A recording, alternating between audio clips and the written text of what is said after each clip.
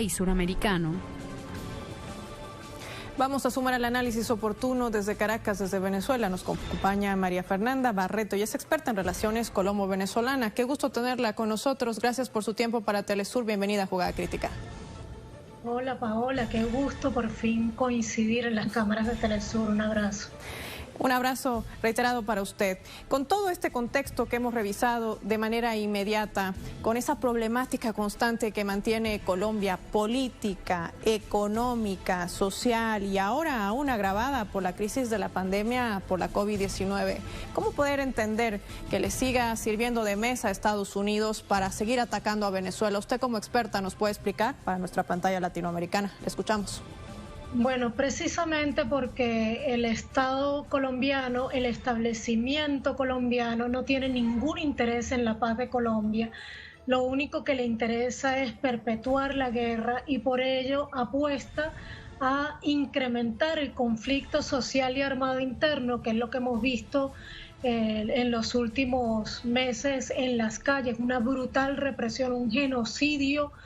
y un gran número de masacres en ciudades como Cali y Bogotá. Pero además de eso, por supuesto, también le interesa extender esa guerra y es por ello que no desde ahora, sino ya desde hace aproximadamente 21 años, desde el propio gobierno de Pastrana, pero con aún más fuerza a partir del primer gobierno de Uribe Vélez en el 2002, Colombia se consolidó como la cabeza de playa de los Estados Unidos para atacar a Venezuela. Así que en ambos conflictos hay coincidencia de intereses de parte del establecimiento colombiano y de parte, por supuesto, de los Estados Unidos, porque nada se hace en Colombia, nada hace la clase política colombiana ni las fuerzas militares colombianas sin la instrucción, el financiamiento, la autorización de los Estados Unidos, porque Colombia no es verdad que tiene 3, ni 7, ni 9 bases, sino que Colombia entera se ha convertido en una gran base militar estadounidense, es un país militarmente ocupado por los Estados Unidos. Y mientras siga siendo un país militarmente ocupado por los Estados Unidos, va a ser un país donde el conflicto social y armado interno no logre solución, sino que solamente logremos que se incremente la violencia, y va a seguir siendo también un país desde donde se va a aplicar esa doctrina Monroe, se va a atentar contra la revolución bolivariana por ser ese mal ejemplo, entre comillas, de independencia y de soberanía, esa barricada colocada al norte del sur contra el avance de los Estados Unidos sobre nuestra América y también en un peligro para la soberanía de todos los países nuestroamericanos. María Fernanda, y esto también se suma el hecho de que la Oficina de Naciones Unidas contra la Droga y el Delito de la UNODC ha ratificado un informe el año 2017 que Colombia es el país que produce más del 70% de cocaína en el mundo. No lo dice Telesur, no lo dicen los medios de comunicación tradicionales ni hegemónicos, lo dice esta Oficina de Naciones Unidas. Un informe que detalla que entre el año 2003 y 2017 los sembradíos de coca en Colombia, esos excedentarios de la hoja de coca, pasaron a 46.000 hectáreas a 171.000. Yo pongo estas cifras para preguntarte, ¿a esto se debe ese ocultamiento, este secundamiento que hace Estados Unidos porque ataca a otros países como Perú y mayormente a Bolivia en estos informes anuales que se realizan de cultivos excedentarios de hoja de coca y erradicación? Porque además recordemos que Colombia no solamente tiene bases militares, sino sigue operando en ese país la DEA y la CIA. Exacto, mira, las intervenciones militares estadounidenses siempre van de la mano con un aumento de la producción de droga y para eso tenemos fácilmente visible, por ejemplo, lo que pasó en Afganistán, donde el cultivo de opio y la producción de droga no hizo sino aumentar con la presencia militar estadounidense, y lo mismo ha pasado en Colombia. Eso no es coincidencia. En Colombia se ha convertido en un enclave militar de los Estados Unidos, en América Latina el enclave militar más grande, y en uno de los dos principales enclaves del narcotráfico. ¿Cuál es la relación? Bueno, los Estados Unidos, a partir sobre todo de la década de los 80, con sus intervenciones en Mesoamérica y particularmente en Nicaragua, descubrió que la mejor fórmula para financiar operaciones clandestinas y fuerzas paramilitares son los dineros del narcotráfico. Por lo tanto, es imprescindible para el avance de sus intereses en la región fortalecer el narcotráfico, porque con los dineros de la droga, más allá de los conflictos sociales que causa, con la ganancia cultural que le da la clase dominante estadounidense sobre, digamos, la clase subordinada que va convirtiendo en adicta a las drogas y todo eso, pero más allá de eso, el hecho de que ese dinero le permite financiar fuerzas irregulares que le ayudan a concretar sus intereses en la región, y entre ellos, por ejemplo, el avance paramilitar y mercenario sobre la República Bolivariana de Venezuela, pero también el crecimiento del paramilitarismo dentro de la propia Colombia. Pero además el lavado de dinero, Paola, favorece el crecimiento del capitalismo, la recuperación del capitalismo en un momento que está en una profunda crisis, que no se ha podido recuperar de la crisis del 2008-2009, que se agudizó con la pandemia. Y además de eso, la CIA y las otras aproximadamente 10 oficinas de inteligencia que tienen los Estados Unidos son las organizaciones de inteligencia que realizan más operaciones clandestinas en el mundo, y para financiar todas esas operaciones clandestinas requieren del lavado de capitales, y eso también lo obtienen gracias al narcotráfico, de modo tal que, yo repito constantemente, y el comandante Chávez lo sabía y por eso tomó esa sabia decisión, que el jefe de todos los carteles de la droga, por lo menos de América y de la Europa Occidental, es la DEA. No hay mayor jefe del narcotráfico en América que la DEA.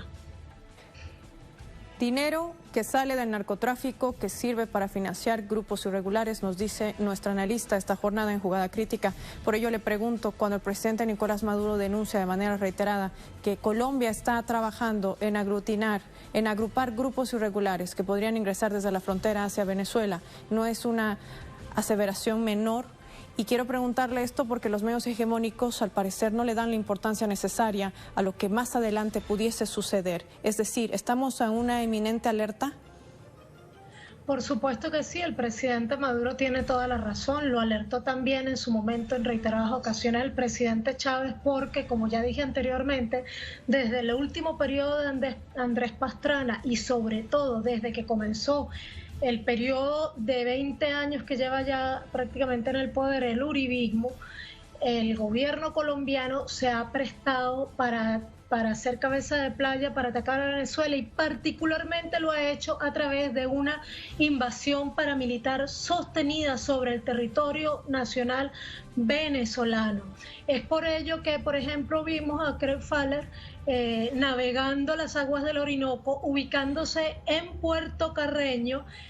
donde hay una triple frontera entre los estados Apure, Bolívar y Amazonas, donde hace poco se realizó una acción irregular contra la soberanía venezolana, y es por ello también que vimos que en medio de la masacre contra el pueblo colombiano que ha venido cometiendo Iván Duque, pero en realidad toda la clase política y todas las fuerzas militares colombianas con él, contra el pueblo colombiano, se ha dictado un decreto 575 que militariza todo el suroccidente colombiano, y de pronto, fuera de contexto, deciden militarizar también el norte de Santander, frontera estratégica con Venezuela. Los planes de continuar la invasión paramilitar sobre Venezuela y sobre todo recuperar territorios, Paola, porque hay que decirlo, la Fuerza Armada Nacional Bolivariana en conjunto con la milicia bolivariana y la inteligencia social han logrado, sobre todo en los últimos 2 años, expulsar a gran parte de esos grupos paramilitares que se habían asentado en territorio de la frontera, y ellos están tratando de recuperar ese territorio. Han militarizado ahora el norte de Santander, han hecho dos falsos positivos, dos operaciones de falsos positivos bastante ridículos, bastante mal montados, por cierto, con un supuesto carro bomba en un batallón, con un supuesto atentado en helicóptero de Iván Duque, todo para justificar que han llegado más grupos paramilitares. Hace aproximadamente 2 meses llegaron refuerzos de grupos paramilitares del Clan del Golfo hacia el Catatumbo, que están reforzando a la brigada estadounidense que llegó de Afganistán en mayo del año pasado, a la misma región de Tibú, a la Fuerza de Tarea Vulcano que está ahí ubicada, y que la próxima operación que tienen en mente es justamente atacar al campesinado colombiano ubicado en el Catatumbo, a las fuerzas insurgentes ubicadas en el Catatumbo y abrirse espacio en ese territorio para volver a penetrar a través del río Catatumbo hacia Venezuela, lo cual les permitiría acceder hacia uno de sus más preciados objetivos, que es el lago de Maracaibo. Así que nunca son suficientes las alertas que puede hacer el presidente Maduro. Tiene toda la razón con esta alerta y seguramente deberá seguir alertando al pueblo venezolano. Yo me uno a ese llamado que hace el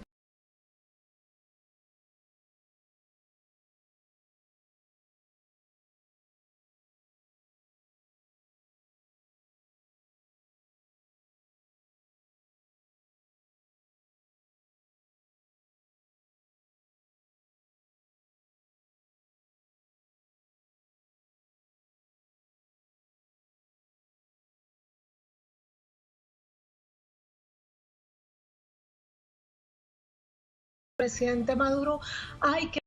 estar alerta desde las comunidades, desde las comunas, desde las unidades populares de defensa integral de la milicia bolivariana. Es el sentir del pueblo colombiano de que más bien el paro nacional, entre los logros que obtuvo impedir la compra de aviones militares por parte de Colombia, que no tenían ningún otro sentido más que una posible guerra con Venezuela. A pesar de que no es el sentir del pueblo, la clase política colombiana ha decidido, no ahora, sino ya desde hace 200 años, subordinar los intereses